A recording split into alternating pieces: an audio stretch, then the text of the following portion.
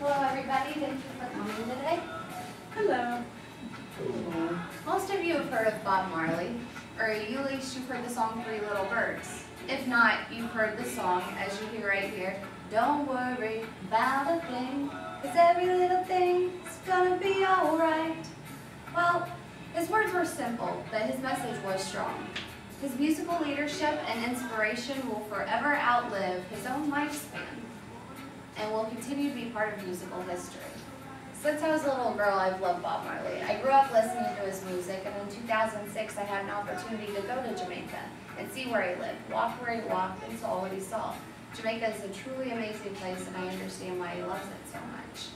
But today I'm actually going to inform you not about Jamaica, but about Bob Marley, from his life, his background, his music, and his legacy.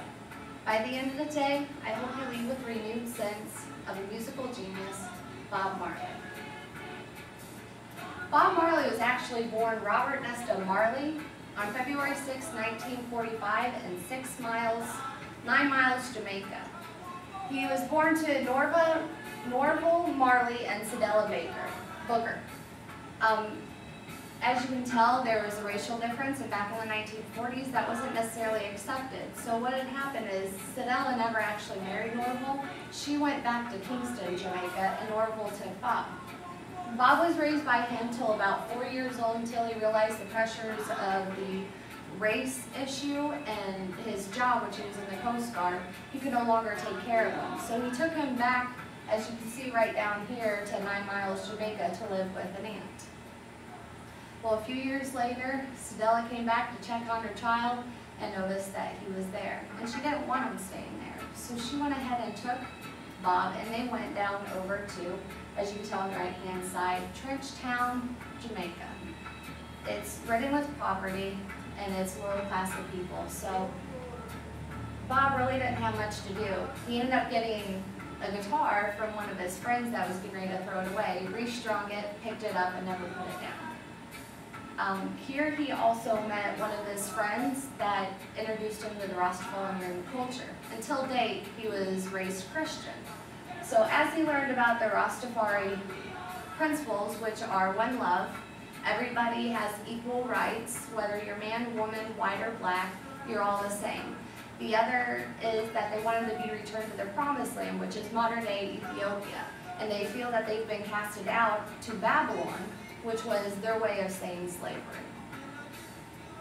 So he dropped out by age 14, picked up the guitar, never put it down, continued to play and play and play, got really, really, really good, so much that he's not doing school anymore. But he was also in a poverty area, so he had to go get a job. Well, his job didn't work out so much. He was a mechanic for a little while, and then he was a welder. Didn't really like it, didn't play out, so he decided to pursue his music career. Searched around for a group, and that's when he landed a part with the band The Wailing Wailers. The band would struggle for a few years and not really get much attention until they met Johnny Nash. Johnny Nash was a music promoter and manager and took them over to Switzerland, which is where they actually started their touring dates. In 1967, as they were touring, they hit it big. They would become the first superstar act from a third world nation country. It would also fast track him as he began with his first hit single, Steer It Up. By 1973, reggae had gained international attention. The whole world knew what reggae was, and the whole world was beginning to realize who Bob Marley was. He also started at this point to preach about the Rastafarian culture, who would gain national exposure because of his music, his influence. If you listen to any of his music, there's a strong Rastafarian nature to it. Hits started to emerge like No Woman, No Cry, and I Shot the Sheriff, which 1 year later was covered by Eric Clapton and made it a mega hit on not only a U.S. standpoint, but through the rest of the world. The Wailing Wailers mixed rock steady together with ska and would eventually be recognized as the sound for international reggae. But the Wailing Wailers would break up in 1975 as two members, Bunny Wailer and Peter Tosh, would have to leave the band. Solo now, Bob Marley would abandon the rock-steady beat and begin focusing his music to more of a political nature. According to Bob Marley's son, Ziggy Marley, his father highlighted 3 beliefs throughout his music. The need to demand justice from power elites. In Jamaica, there was always a struggle, and it was always the bourgeoisie that kept the Jamaicans suppressed and living in ruins at Youdsole before in Trenchtown. Belief in exile and return to Africa. A Rastafarian belief. Again, as I had explained before, they were cast out into Babylonia, and all they wanted to do was get back to their promised land. And the third was tolerance rather than judgment for all individuals.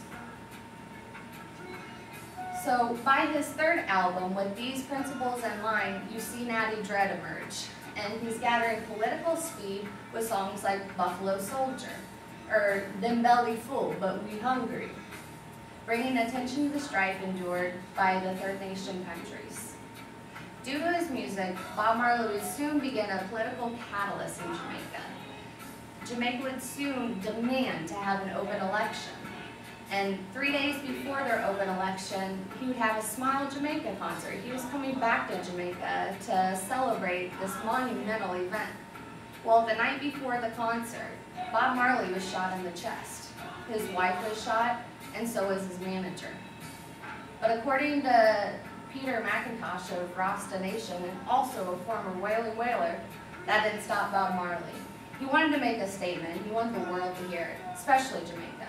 So he ended up getting on stage and playing a full set. But this wasn't going to be the only attempt on his life. Throughout the next few years, he'd have at least 12 more assassination attempts, none which prospered.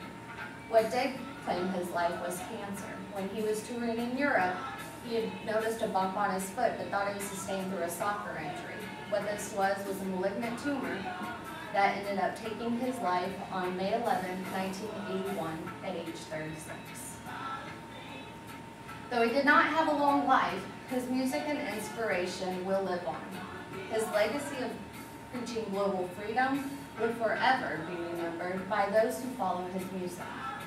Bob Marley once said, "I am not on the black man's side, nor am I on the white man's side. I am on God's side." This is strong for him. This is telling you that there is no gender, there is no race, there's just one love.